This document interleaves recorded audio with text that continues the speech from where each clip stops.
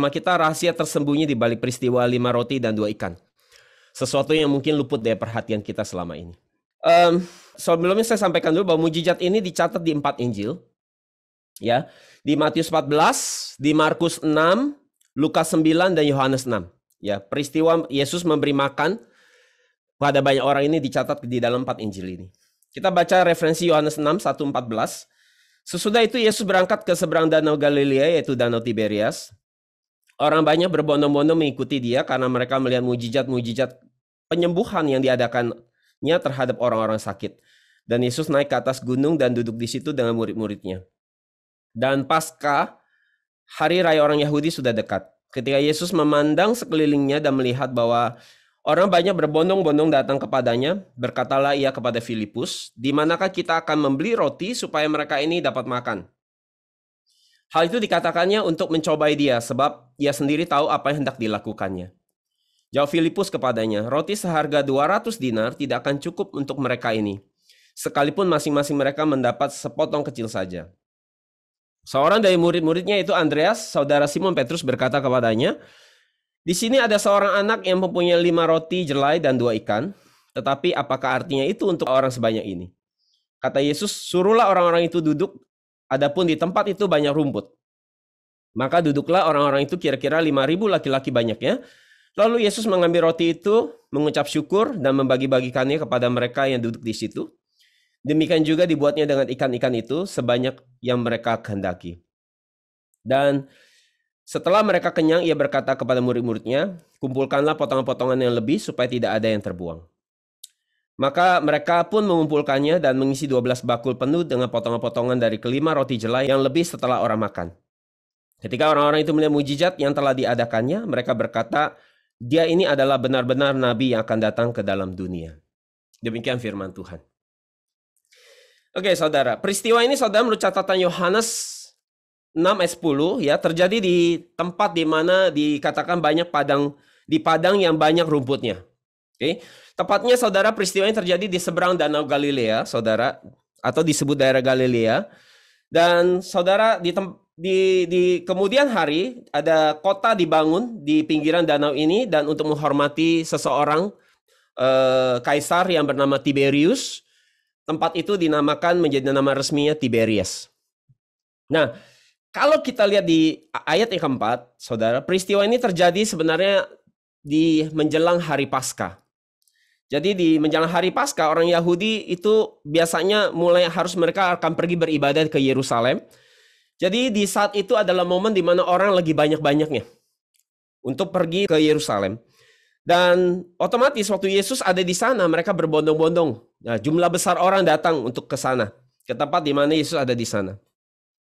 Kemudian Yesus bertanya kepada Filipus, "Filipus, di mana kita bisa membeli roti supaya mereka ini dapat makan?" Dan hal itu dikatakan bahwa itu untuk mencobai Filipus. Terjemahan lain bahwa itu adalah to test him. Jadi bukan mencobai, tapi untuk menguji Filipus sebenarnya. Jadi untuk menguji Filipus. Di bagian akhir ayat ini, saudara, ada satu penghiburan yang buat setiap kita hari ini. Kalau kita baca di bagian itu dikatakan bahwa sebenarnya Tuhan sendiri sudah tahu apa yang mau dia lakukan. Jadi saudara, mungkin saat ini saudara ada tes kehidupan dalam hidup saudara. Dan lewat situasi COVID seperti ini, saudara, kita banyak mengalami tes secara iman, ya. Ada yang mungkin saudara kita kehilangan pekerjaan, ada yang income-nya merosot, saudara.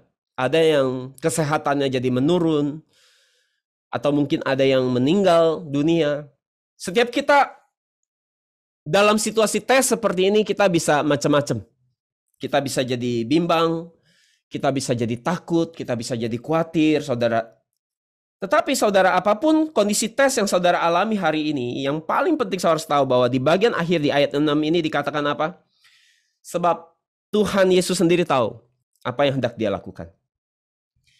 Jadi saudara, kita mungkin nggak tahu, kita mungkin nggak ngerti tentang hidup kita mungkin bingung dengan persoalan hari yang kita alami, tapi itu doesn't matter, nggak masalah. Kenapa? Asalkan selama Yesus tahu apa yang mau dia lakukan buat hidup saudara, bagian saudara hanya cukup percaya saja pada dia. Amin. Jadi setelah melihat orang banyak itu, saudara, Filipus menjawab, roti seharga 200 dinar tidak akan cukup untuk membelikan makanan buat 5.000 laki-laki saja, belum termasuk perempuan, anak-anak. Sekalipun mereka semua dapat potongan yang kecil. Jadi kita akan lihat berapa nilai 200 dinar yang disebutkan Filipus di sini. Kalau kita konversikan ke dalam rupiah, 1 dinar itu adalah nilai dari upah buruh kerja 1 hari. Jadi kalau misalnya UMR Jakarta, mungkin UMR Jakarta mungkin ya, sekitar 4,5 juta, saudara. Berarti kali 30 hari kerja, saudara, ya 4,5 juta untuk 30 hari kerja, kurang lebih berarti 1 harinya nilainya 150.000. Jadi 1 dinar sama dengan 150.000. Jadi kalau 200 dinar artinya nilainya 30 juta rupiah. Jadi saudara, 30 juta untuk kasih makan 5.000 orang laki-laki, belum termasuk perempuan dan anak-anak, itu nggak akan cukup. Jadi Andreas, saudara, di dalam pembacaan kita secara spontan nyeletuk. Tentunya dia nyeletuk bukan dengan iman, asal nyeletuk. Dia katakan apa? Ayat 9, di sini ada seorang anak mempunyai 5 roti jelai dan 2 ikan. Tetapi apakah artinya itu untuk orang sebanyak ini? Betul? Dan kemudian orang banyak itu disuruh apa sama Yesus? Mereka disuruh duduk dengan tertib secara berkelompok. Ya.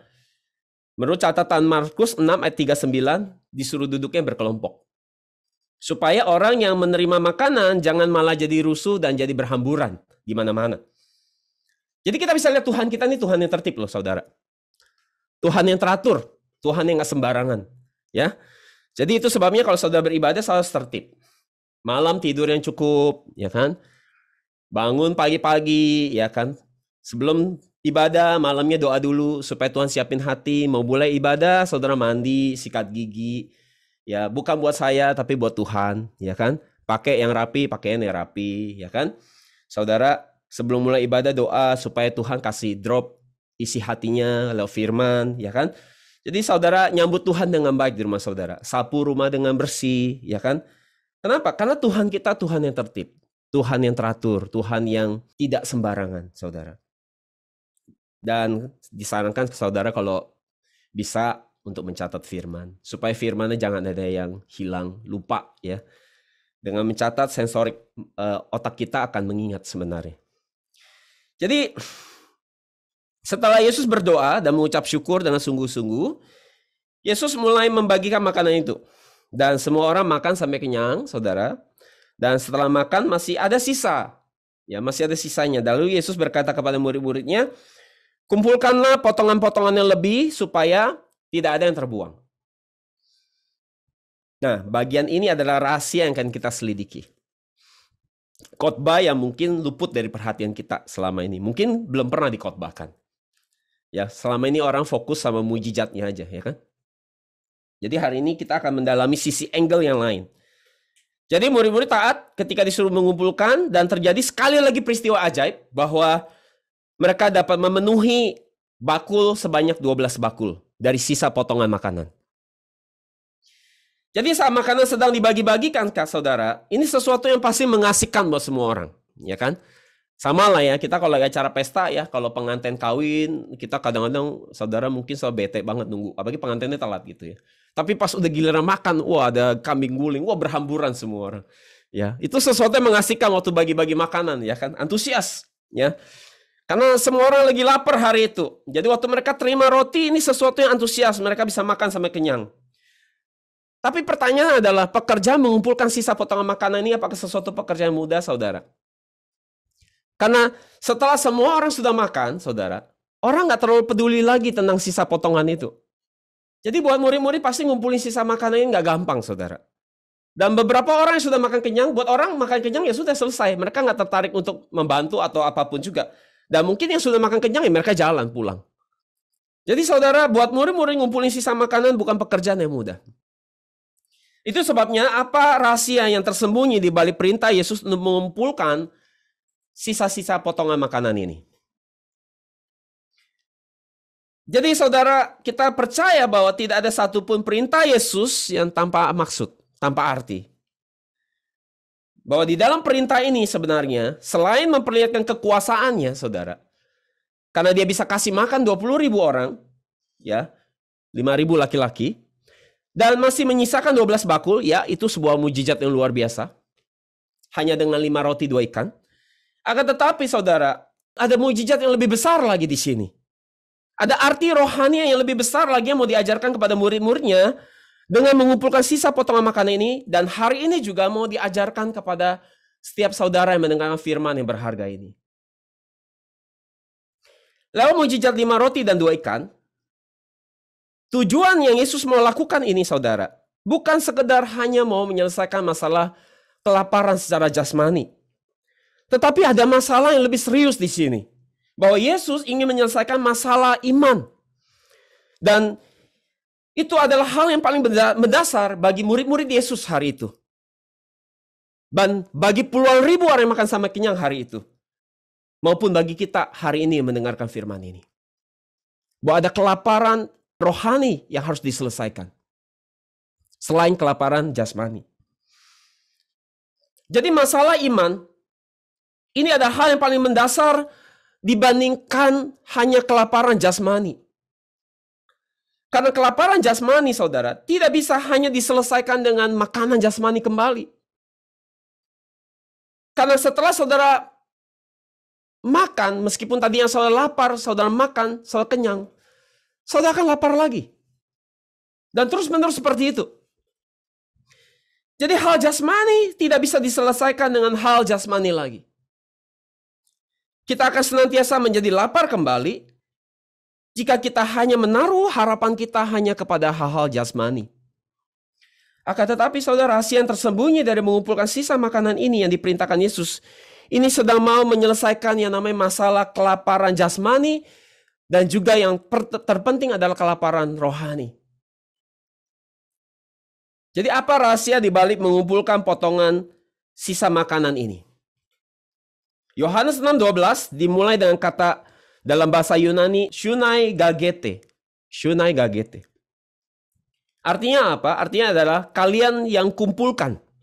Kalian yang kumpulkan. Jadi bukan orang lain yang kumpulkan, tapi kalian. Maksudnya murid-murid.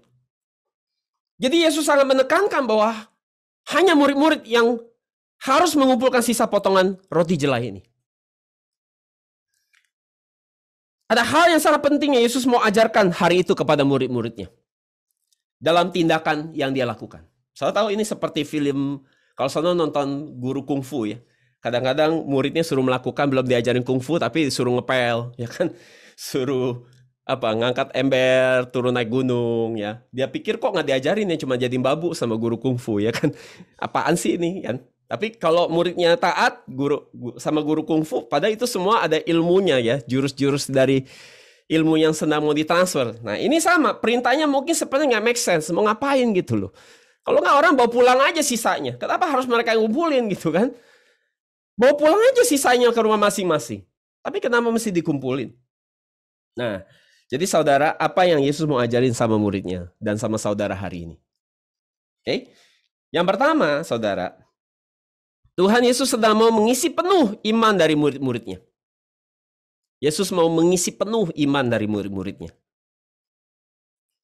Tentunya saudara, setiap kita yang mendengar firman hari ini, Tuhan juga sedang mau memenuhi iman saudara. Membuat iman saudara menjadi penuh. Pada ungkapan mengisi 12 baku penuh, saudara, kata penuh dalam bahasa Yunani adalah egemizan. Dan ini adalah bentuk kata lampau dari kata gemiso. Gemiso artinya apa? Mengisi, membuat menjadi penuh. Atau membuat menjadi padat sampai tidak ada ruang kosong lagi. Ya, saudara pernah lihat ilustrasi itu? Yang orang ngisi satu gelas penuh. Pertama diisi batu. Kita pikir udah penuh. Kemudian diisi lagi sama batu lebih kecil. Kita pikir udah penuh. Dan terakhir harus diisi dengan pasir. Jadi ini iman tuh harus dibikin kayak gitu. Penuhnya sampai kayak gitu. Sampai nggak ada ruang kosong lagi di hati saudara. Kalau ada masih kosong, diisi terus. Dalam terjemahan lain, kata penuh ini artinya dicatat. Ya, jadi firman harus dicatat, saudara. Dicatat, dikumpulkan, sampai ke remah-remahnya. Oke. Jadi kata gemiso ini, saudara, ini juga pernah dipakai dalam sebuah peristiwa.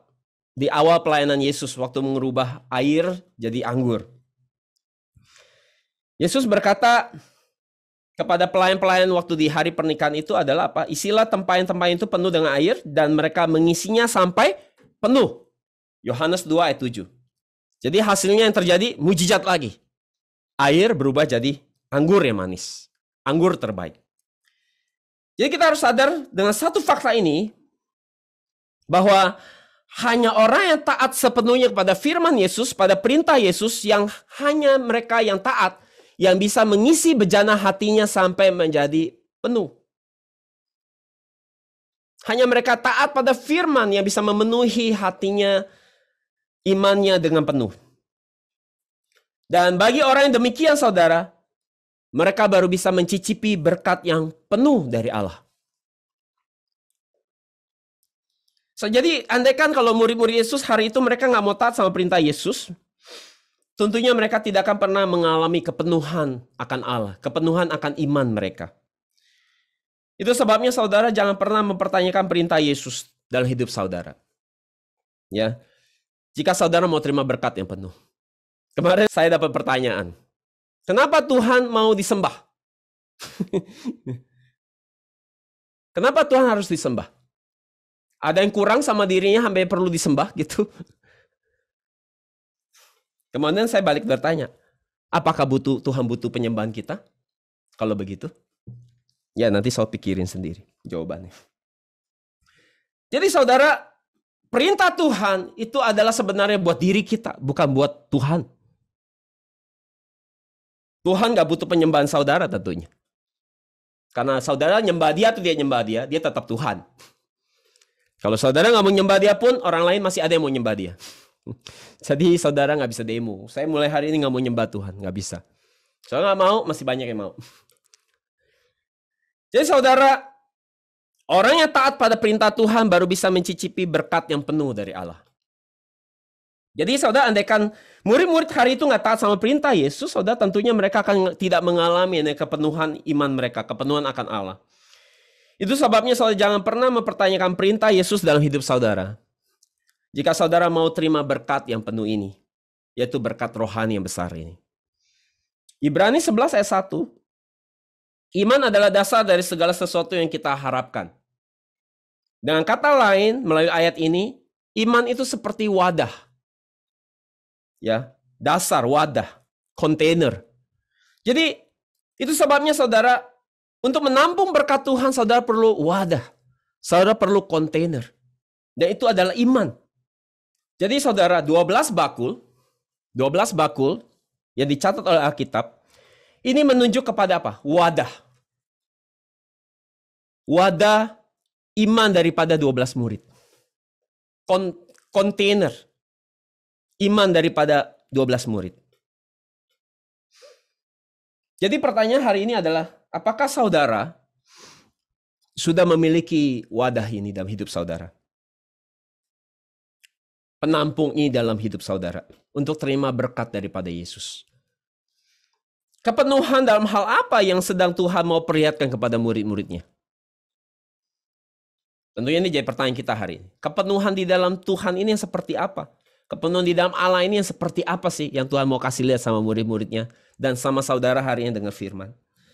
Kalau saya lihat di Markus 6:39 dan di Yohanes 6:10, peristiwa 5 roti dan 2 ikan ini dikatakan bahwa mereka sedang duduk di satu tempat.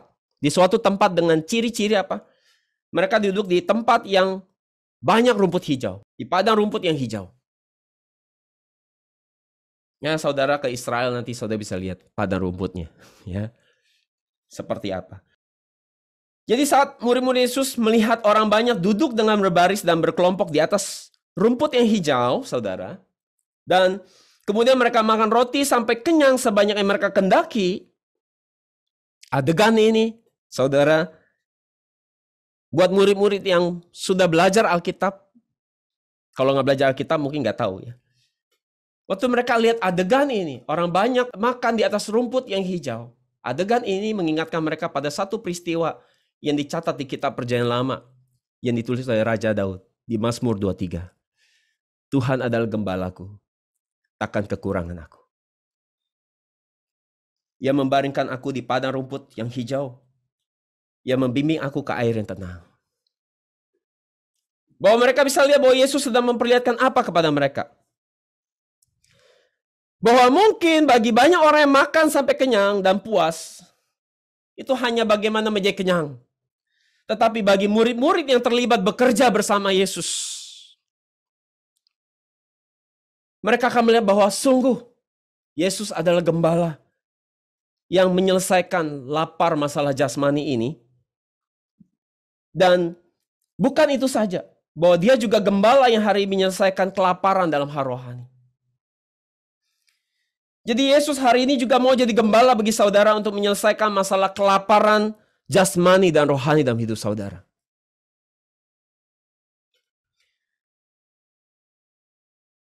Jadi saudara, kita harus tahu kondisi buat murid-murid hari itu.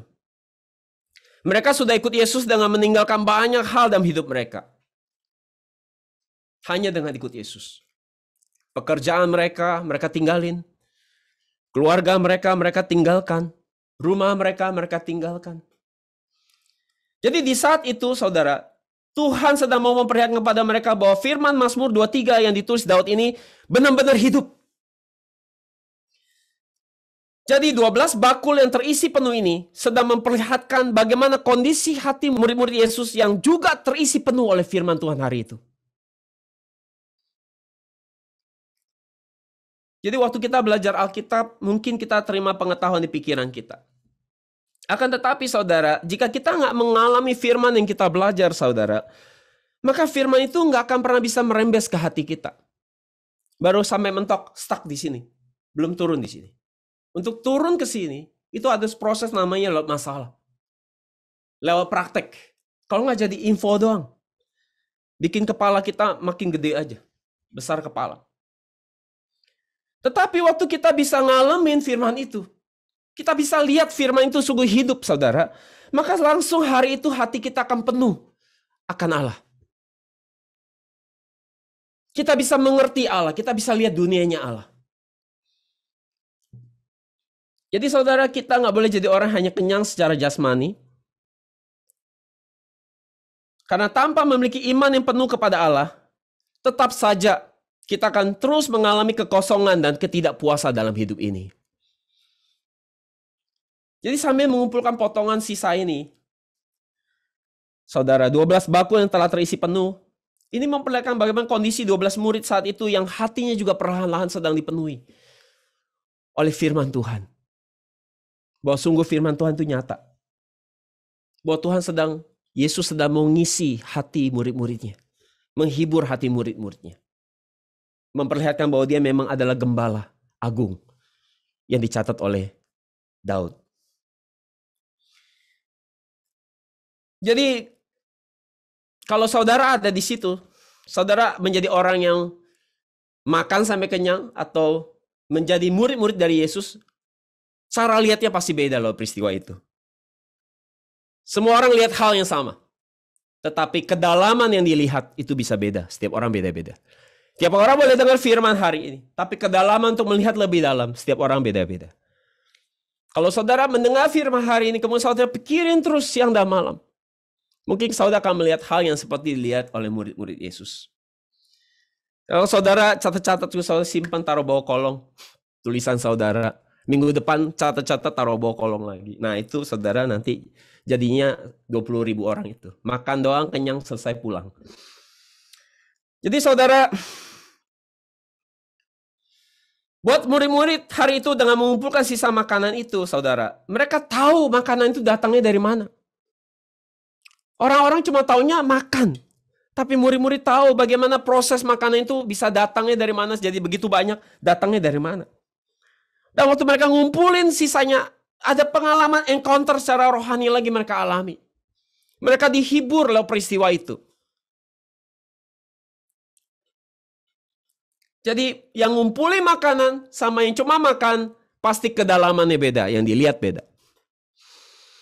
Yang bekerja bagi Tuhan dan yang hanya santai-santai, pasti kedalamannya beda. Jadi saudara bisa bayangkan saudara, seperti apa perasaan murid-murid ketika mereka megang setiap potongan roti di tangan mereka itu. Waktu mereka kumpulin, waktu mereka bagi-bagi, waktu mereka kumpulin lagi. Saya bisa lihat ada satu haru yang luar biasa di hati mereka pasti hari itu. Ini adalah mujizat yang luar biasa.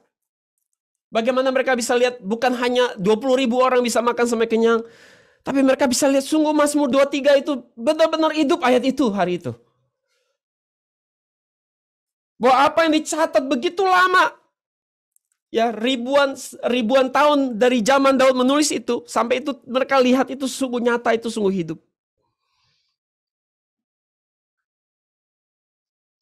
Jadi ini bukan soal perut, masalah perut yang diselesaikan.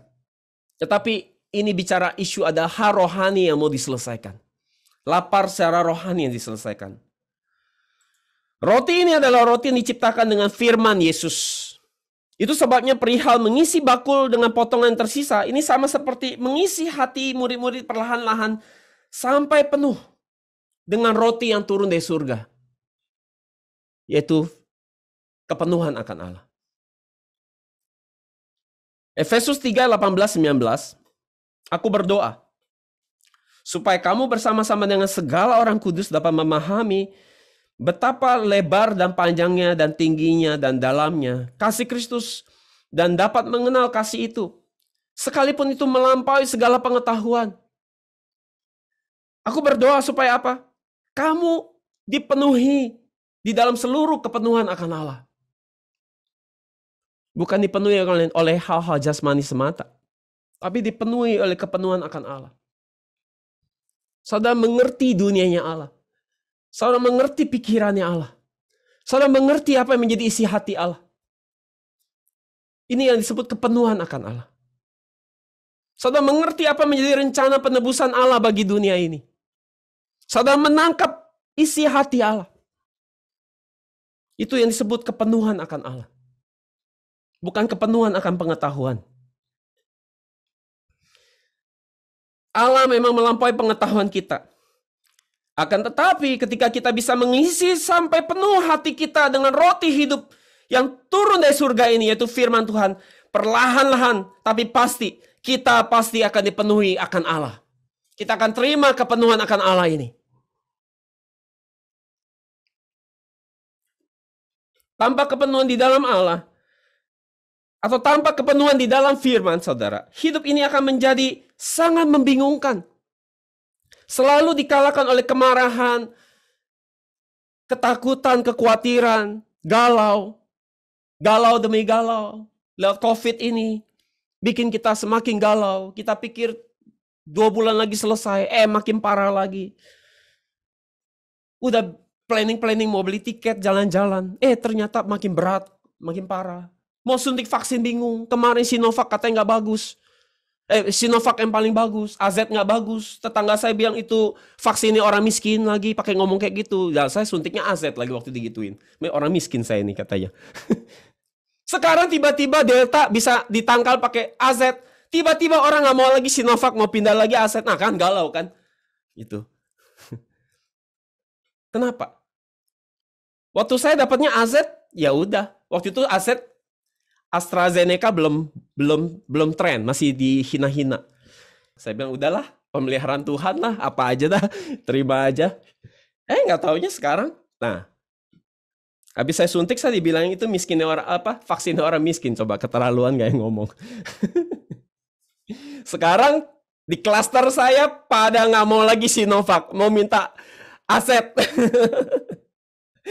Tapi asetnya udah nggak ada, udah laku soalnya ada Sinovac. Padahal kemarin maunya Sinovac. Saudara manusia lihat.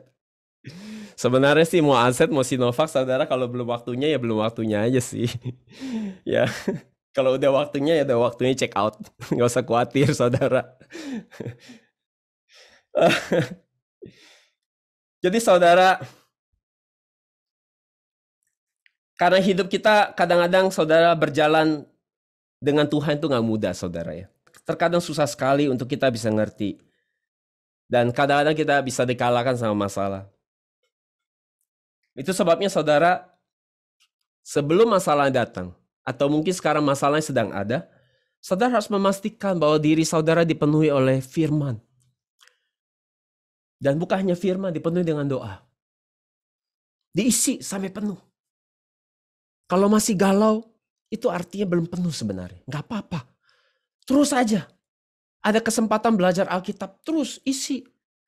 Kalau kita buka Bible study nanti, saudara ikut aja. Pokoknya ada NJM, ada apa ya ikut aja lah pokoknya. Kayak orang minum vitamin, ngerti nggak ngerti. Kok minum? Ya saya dulu minum vitamin, satu vitamin bagus sekali. Saya minum 3 tahun pertama rasanya luar biasa banget, jereng banget. Setelah 3 tahun kayaknya biasa-biasa. Tapi ya sudah, sampai hari saya minum terus. Saya nggak merasa apa-apa, tapi ya saya minum terus saja. Gitu. Jadi saudara, jangan sampai ada ruang yang tersisa di hati kita. Dan itu yang sedang dilakukan murid-murid Yesus saat mereka ngisi 12 bakul sampai penuh. Mereka sedang berusaha memadatkan bakul iman mereka. Selama masih ada kosong di dalam bakul iman saudara, saudara bisa kapan saja dikalahkan oleh musuh, kapan saja dikalahkan oleh masalah. Setelah peristiwa 5 roti dan 2 ikan, apa yang terjadi? Keesokan harinya orang-orang semakin semangat untuk memaksakan kemauan mereka sama Yesus. Mereka mulai naik perahu untuk pergi ke Kapernaum mencari Yesus. Yohanes 6:24. Mengapa mereka cari Yesus? Mereka cari Yesus bukan untuk cari firman-Nya yang sejati. Mereka udah makan roti yang daripada Yesus. Tapi mereka belum makan roti yang sejati itu, roti yang turun dari surga. Mereka belum terima firman Yesus benar hari itu. Jadi mereka cari Yesus karena mereka yang tadinya lapar jadi kenyang. Hal berikut yang mereka rencanakan adalah mereka mau jadikan Yesus raja. Yohanes 6:15. Mengapa? Apa tujuan mereka? Karena mereka mau menjadikan Yesus raja untuk membebaskan mereka dari penjajahan Roma. Itu sebabnya Yesus berusaha menyingkir dari mereka. Menghindar dari mereka. Karena mereka hanya mengejar apa yang mereka mau. Walaupun mereka sudah makan roti jasmani, mereka belum makan roti yang sejati itu, yaitu firman Yesus. Mereka hanya mau makan sampai kenyang. Ayat 26, saudara. Dan bahkan nanti di akhirnya, saudara perhatikan, mereka semua akhirnya meninggalkan Yesus. Yohanes 6, 60, 61. Kenapa? Kenapa seperti itu? Karena bagi mereka, manusia-manusia ini, orang-orang banyak ini, mereka hanya mau menjadikan Yesus sebagai solusi bagi kelaparan jasmani mereka. Menyelesaikan persoalan mereka di bumi. Membebaskan mereka dari penjajahan Roma. Hari ini orang Kristen sama. Nggak ada bedanya sama orang-orang ini. Mereka cari Yesus bukan untuk terima firman-Nya. Bukan untuk kenal Dia. Mereka cari Yesus supaya Yesus kasih solusi buat urusan bisnis mereka. Mereka cari Yesus buat solusi buat mereka sakit supaya mereka sembuh. Dan orang-orang seperti ini, Alkitab catat adalah orang-orang nggak akan bertahan sampai akhir. Nggak akan setia sampai akhir. Apakah orang-orang ini mereka sedang menjadikan Yesus Tuhan? Atau mereka jangan-jangan lebih menjadikan diri mereka Tuhan? Sehingga Yesus diperintah-perintah untuk menyelesaikan masalah mereka. Kenapa Tuhan izinkan kasih kita lihat mujizat? Kenapa Tuhan jawab doa kita? Bahkan kadang begitu mujizat yang luar biasa. Untuk membuat saudara mencari Dia, untuk saudara kenal Dia. Karena saudara jadi percaya Dia hidup. Tapi akhirnya orang Kristen lebih suka tanda dan suka mujizat. Saya dengar baik-baik. Saudara suka cari tanda, suka cari mujizat. Itu kelihatan rohani saudara sebenarnya. Karena kalau saudara bisa lihat dunia firman, saudara nggak butuh tanda apapun lagi. Saudara hanya butuh satu tanda, namanya tanda firman. Mata saudara terlatih lihat sesuatu yang kelihatan dengan mata, baru percaya. Tapi orang yang bisa lihat dunia firman, saudara matanya tidak perlu melihat yang jasmania lagi. Karena dia bisa lihat dunia firman. Tapi kalau mata masih mau terus lihat, itu tandanya seperti Thomas. Percaya kalau udah lihat. Tanda lagi dong. Wah, ini lagi dong, mujizat ini lagi dong. Saudara, berapa kali Tuhan harus yakinin kita bahwa dia hidup? Harus terus kasih tanda buat saudara. Jadi apakah hari ini saat kita membaca firman Tuhan, waktu kita berdoa, tujuan kita hanya buat mencari solusi kita untuk penyelesaian masalah-masalah kita di bumi? Atau doa dan baca firman kita sebenarnya untuk mencari tahu apa yang menjadi kehendak Tuhan dalam hidup kita?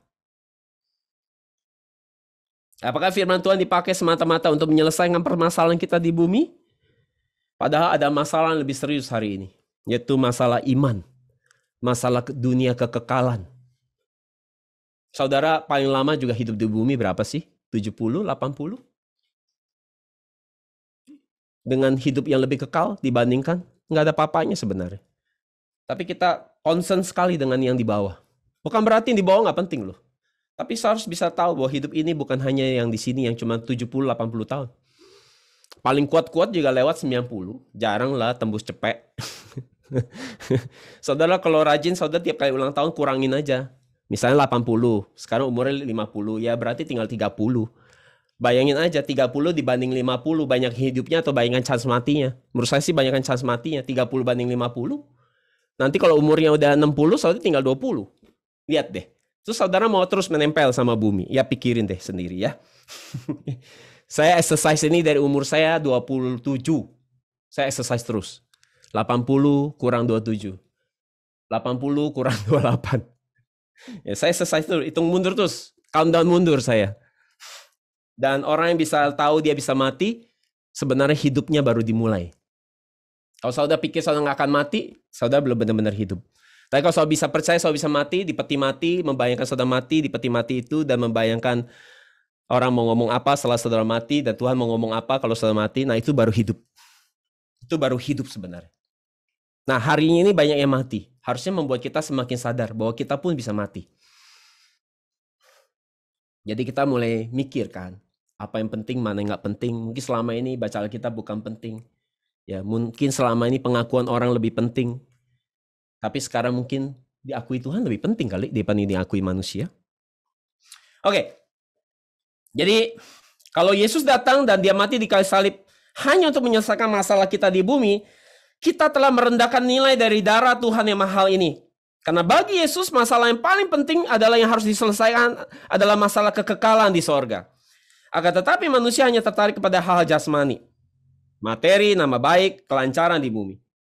Bahkan tidak sedikit mereka menggunakan firman Tuhan untuk mendapatkan lebih banyak lagi memperoleh keinginan mereka di bumi. Firman Tuhan dipakai untuk jadi bagaimana sukses, jadi kaya, terkenal. Nggak salah sih saudara. Tapi iman bukan hanya bicara itu. Dan saudara, orang-orang seperti ini di Matius 7 ayat 21 mengingatkan kita bahwa tidak menjamin orang yang panggil-panggil nama Yesus mereka diakui Tuhan. Dan di ayat 23 dikatakan bahwa Tuhan menolak mereka. Nyalah engkau para pelanggar hukum.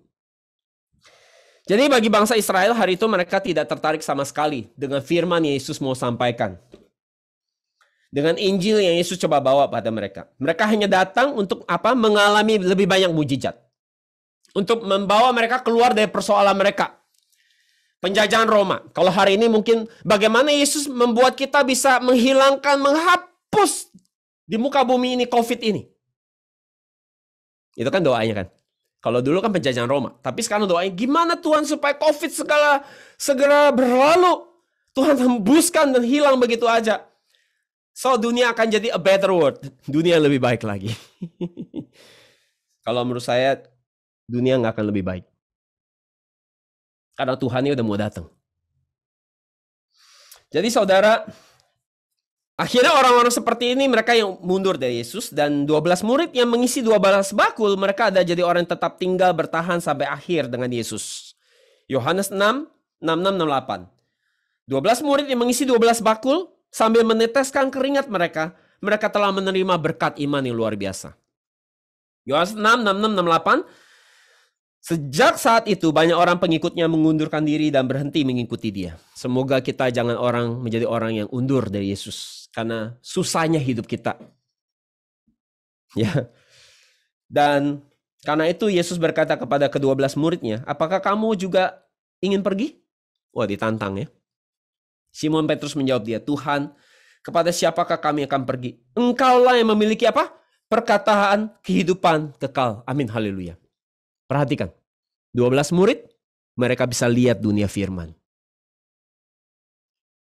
20.000 orang hanya lihat roti dan ikan.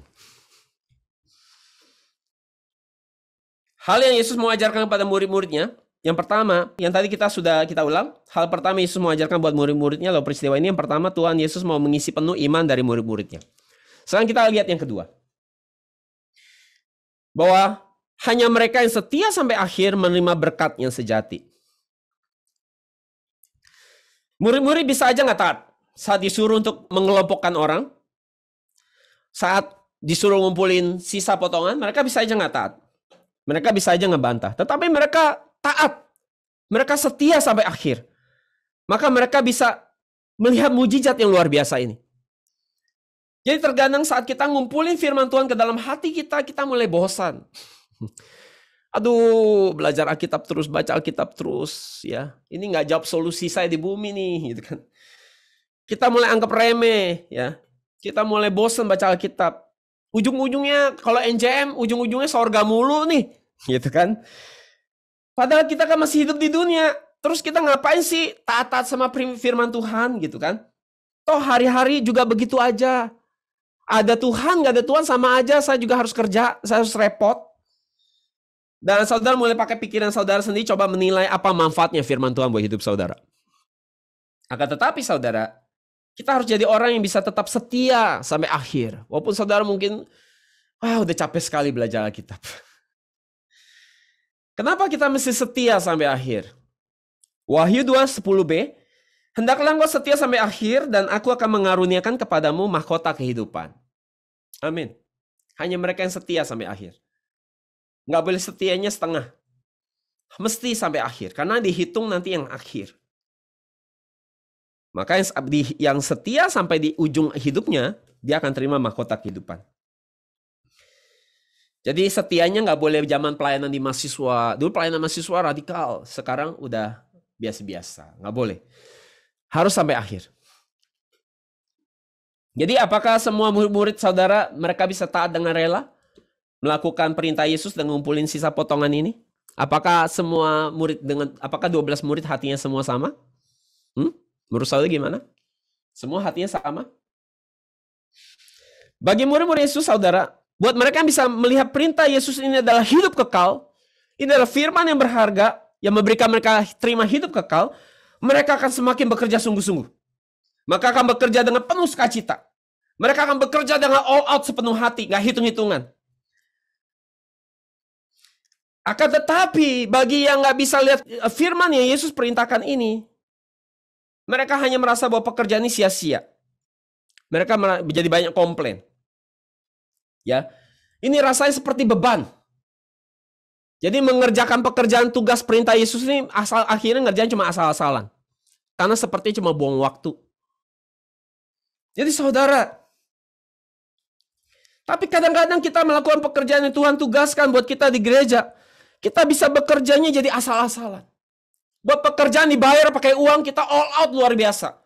Tapi buat Tuhan kita kerja asal-asalan, sekedarnya. Akhirnya baca Alkitab sekedarnya, doa juga sekedarnya. Memberi waktu dengan sisa waktu. Jadi saudara, apakah rupa seperti yang dari rupa orang yang punya iman? Jadi pertanyaannya adalah apakah hati semua murid-murid hatinya sama waktu respon perintah Yesus? Mari kita lihat di Alkitab.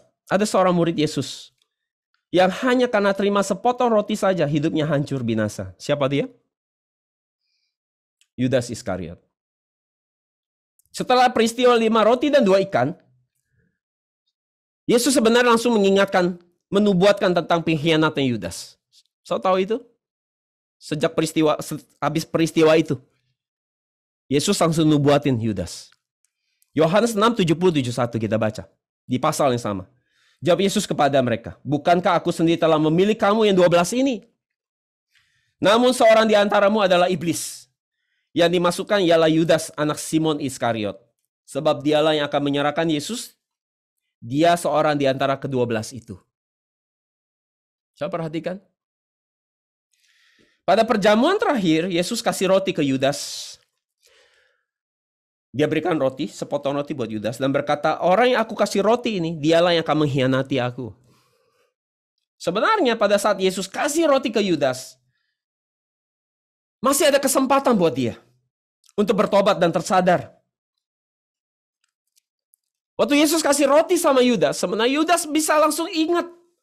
Pikirannya bisa mundur ke belakang, ingat peristiwa bagaimana Yesus melipat gandakan 5 roti dan 2 ikan itu. Sehingga dia bisa mengurungkan niatnya. Karena Yesus pernah juga ingetin soal persoalan tentang roti ini kepada murid-muridnya di peristiwa yang lain. Di mana kita baca di Matius 16 ayat 9. Kita baca. Belum juga kamu mengerti. Tidak kamu ingat lagi akan 5 roti untuk 5.000 orang itu. Dan berapa bakul yang kamu kumpulkan kemudian. Andaikan Yudas bisa sadar, berbalik dan bertobat, mengingat firman yang pernah diucapkan Yesus ini, waktu Yesus kasih roti sama dia bisa langsung dejavu gitu, ingat. Sehingga dia bisa punya kesempatan tetap terima hidup. Tetapi Yudas malah terima roti Yesus itu dan segera pergi. Yohanes 13, 26, 27 dan 30 kita baca. Jawab Yesus, dialah itu yang kepadanya aku akan memberikan roti sesudah aku mencelupkannya. Sesudah berkata demikian, ia mengambil roti, mencelupkannya dan memberikan kepada Yudas anak Simon Iskariot. Dan sesudah Yudas menerima roti itu, ia kerasukan iblis. Maka Yesus berkata kepadanya, apa yang hendak kau perbuat? Perbuatlah dengan segera. Ayat 30, Yudas menerima roti itu lalu segera pergi. Pada waktu itu hari sudah malam. Jadi saat Yudas berpaling daripada firman Yesus dan keluar meninggalkan ruang itu, Alkitab secara khusus mencatat bahwa di ayat 30 bahwa hari sudah malam. Tidak ada catatan Alkitab yang tanpa arti. Jadi ini memberitakan bahwa artinya apa? Secara rohani, roh dan hatinya telah berubah menjadi malam yang gelap. Untuk memahami arti siang dan malam ini kita akan belajar minggu depan. Saya akan sampaikan di khotbah minggu depan. Akan tetapi saudara, di lain kesempatan, ada seorang perempuan yang terima berkat yang luar biasa dari menerima sepotong roti dari Yesus. Bahkan hanya remah-remahnya saudara. Hanya terima remah-remahnya pun dia sangat menghargai. Dia ada seorang Kanaan saudara. Wanita ini bukan murid dari Yesus. Dia bukan pula termasuk orang Yahudi, umat pilihan. Dia hanya seorang kafir. Perempuan Kanaan ini saudara, dia minta pertolongan Yesus karena anak perempuannya kerasukan setan. Dan anak perempuannya sangat menderita. Catatannya Matius 15, 22, 28. Akan tetapi kalau saya perhatikan, sikap Yesus kepada perempuan ini sangat dingin. Yesus, dia katakan, Yesus tolong saya. Tapi Yesus jawab dengan dingin. Yesus bilang apa? Aku tidak diutus ke orang yang bukan Israel. Dan perempuan Kanaan ini apa? Katakan apa? Tuhan, tolonglah aku. Dan Yesus jawab dengan jawaban yang sebenarnya sangat kasar. Tidak patut roti yang dikasih ke anak-anak dilemparkan kepada anjing. Soalnya kalau digituin gimana perasaannya? Di gereja ini pendetanya ngomong gitu. Wah, gak mau datang lagi deh. Dengan kata lain Yesus mau mengatakan bahwa perempuan kamu sama dengan anjing. Jadi saudara, tapi yang luar biasa kita bisa lihat respon perempuan ini. Matius 15, 27. Kata perempuan itu, benar Tuhan, namun anjing itu makan remah-remah yang jatuh dari meja tuannya. Perempuan ini sungguh luar biasa loh saudara, kalau kita bayangkan imannya. Kehausannya sama Tuhan. Percayanya dia sama Tuhan. Dia dengan rela mau merendahkan hatinya dan mengakui keberadaan yang hina seperti anjing. Dalam naskah aslinya ini artinya seperti ini. Benar Tuhan, anjing itu makan remah-remah yang jatuh dari tuannya. Akan tetapi remah-remah sisa yang dimakan anak-anak itu pun sudah cukup. Hebat sekali. Jadi hanya remah-remahnya yang dia minta. Menghargai firman tuh harus sampai kayak gitu. Di sini kata remah-remah dalam bahasa Yunani adalah pusikion, yang artinya menunjuk kepada potongan-potongan yang sangat kecil. Pada akhirnya, oleh karena iman perempuan yang menganggap bahwa remah-remah potongan kecil pun sangat berharga, hasilnya anak perempuannya bisa disembuhkan, dan yang lebih luar biasa lagi, Yesus mengakui iman dia. Di ayat 28. Dia tahu dengan baik siapa Yesus. Dia bisa memberi penghargaannya dengan baik kepada Yesus. Bagaimana mereka melayani dan bekerja bagi pekerjaan Tuhan secara asal-asalan, sekedarnya. Apakah mereka kenal Tuhan dengan baik? Siapa Tuhan yang mereka sedang layani? Apakah mereka pikir sedang melayani manusia? Apakah waktu saya melayani saudara? Atau waktu saya melayani saudara, saya sedang mendapat misi tugas perintah dari komandan tertinggi, yaitu Tuhan? Apakah kita lebih baik dari wanita kafir ini? Pada akhirnya, saudara, bukan berapa banyak pengetahuan firman yang kita tahu. Bukan berapa penting posisi jabatan saudara di gereja. Tetapi saudara, bahkan saudara boleh ada di posisi yang elit di dalam ring satunya Yesus. Seperti murid-murid Yesus. Seperti Yudas. Akan tetapi tanpa hati yang bisa menghargai firman Tuhan, menghargai setiap kesempatan bisa melayani Tuhan dengan baik, hidup kita akan binasa seperti Yudas. Yang dibutuhkan di sini adalah hati yang bisa menghargai roti hidup ini, yaitu firman Allah. Sekalipun itu hanya remah-remah, hanya potongan yang sangat kecil, itu akan menjadi sangat berarti bagi mereka yang bisa menghargainya. Dan bagi mereka yang bisa menghargainya, mereka pasti akan taat akan perintah Allah apa adanya. Dan hanya bagi mereka yang seperti itu, yang akan menerima berkat hidup kekal. Saya berdoa dan memberkati kiranya berkat ini turun atas hidup saudara. Amin. Mari kita berdoa.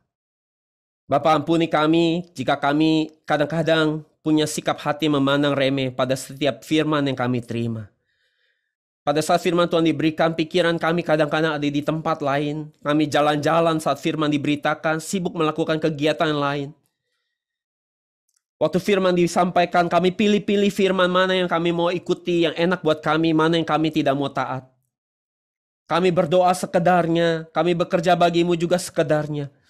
Kami lupa bahwa hidup dan mati kami ada di tanganmu, tetapi kami selalu meremehkan setiap berkat yang baik datang daripadamu. Dan kami pikir karena kemampuan dan kepintaran kami hari ini, maka kami bisa seperti ini hari ini. Karena itu ampuni kami. Jadikan kami orang-orang yang bisa menghargai firman Tuhan. Bisa menghargai kesempatan boleh bekerja bagimu dengan memberikan dedikasi yang tertinggi. Ampuni kami kalau kami selama ini hanya menjadi orang-orang yang menjadi kolektor firman. Seperti orang yang sedang mengkoleksi benda-benda yang berharga di dunia.